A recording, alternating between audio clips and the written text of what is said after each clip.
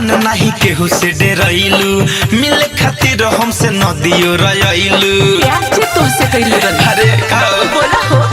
धन बड़ जान नहीं केहू से डरैलू मिले खातिर हमसे नदियो रयलू चल बात कइल जाओ सटके नियर नियर नियर दिया पेन के फारा के आइलू पिया ए जान हैप्पी न्यू ईयर साचो हडिया पेन के फारा के आइलू पिया ए जान happy new year same to you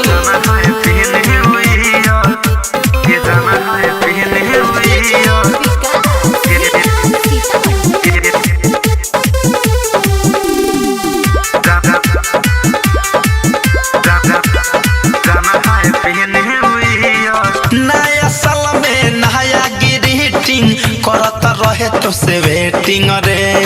हमरो मन में रहे हर बहरी कौन होई तोहर सेटिंग रे कुछ बोलेला ए करे जा हाँ, नया साल में नया ग्रीटिंग करत रहे तोहर वेटिंग रे हमरो मन में रहे हर बहरी कौन होई तोहर सेटिंग रे सुन प्यार होइया जब clear clear clear Deere PAN के फरक आइलू पियर ये जाना है न्यू ईयर हडियर पेन के फरक आइलू पियर ये जाना है न्यू ईयर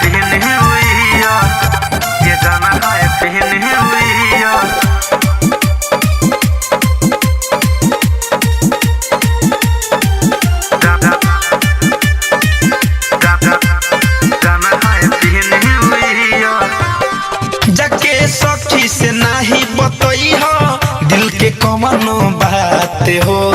संतोष तिवारी धड़कन धनंजय छोरी है ना कबो साथ हो अरे हमके भरोसा बाहो हाँ हाँ जाके सखी से नहीं बतई हो दिल के कमनो बात हो संतोष तिवारी धड़कन धनंजय छोरी है ना कबो साथ हो आज होठवे से पिए द beer beer beer Deere PAN के फरक आइलू पियर ये जाना है न्यू ईयर